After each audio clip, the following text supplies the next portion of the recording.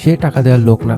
বিপিএলের পারিশ্রমিক না পাওয়া ইস্যুতে দুর্বার রাজশাহীর ব্যবস্থাপনা পরিচালক শরীফুর রহমানকে নিয়ে এমনভাবে বললেন দলটির এক ক্রিকেটার। বারবার সময় নিয়েও টাকা দিতে না পারায় মালিক পক্ষের উপর আস্থা হারিয়ে ফেলেছে তারা।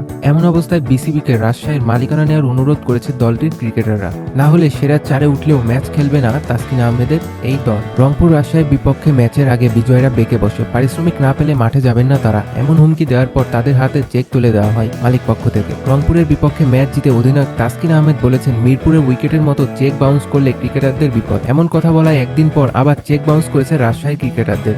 দুদিন আগেই হাতে পাওয়া চেক ব্যাংকে জমা দিলে সেটি প্রত্যাখ্যান হয়। যদিও 2 তারিখ পর্যন্ত সময় আছে চেক ব্যাংকে জমা দিয়ে টাকা তোলার। প্রথমবারের মতো বিগ ব্যাশের শিরোপা জিতে 182 রানের তাড়া করতে হতো হোবার্ট হারিকেন্সের। খেলাটা ফাইনাল হওয়ায় কাজটা একেবারেই সহজ ছিল না তাদের জন্য।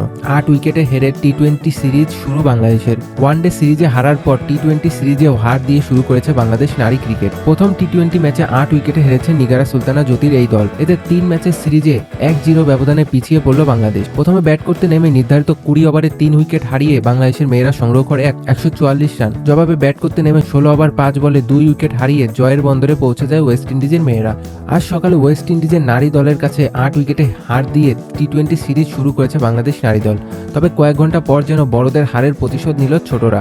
ওয়েস্ট ইন্ডিজ নারীদের হারিয়েছে বাংলাদেশ অনূর্ধ্ব-19 বিশ্বকাপে প্রতিপক্ষকে 10 উইকেটের বড় ব্যবধানে হারিয়েছে বাংলাদেশ নারী ক্রিকেট। তবে এই ম্যাচ জিতলেও টুর্নামেন্ট থেকে বাংলাদেশ দলকে বিদায় নিতে হচ্ছে। আসলে সর্বশেষ ম্যাচে ভারতের মেয়েদের কাছে হেরে সেমিফাইনালের আশা শেষ হয়ে গিয়েছিল বাংলাদেশের। আজ শুধু সান্ত্বনার জয়ে দেশে ফিরতে হচ্ছে বাংলাদেশকে। লক্ষ্য তাড়া করতে নেমে কোনো উইকেট না হারিয়ে জয় নিশ্চিত করে বাংলাদেশ। 8 ওভার 3 বলে দলকে বড় জয় এনে দিয়েছে 2 ওপেনার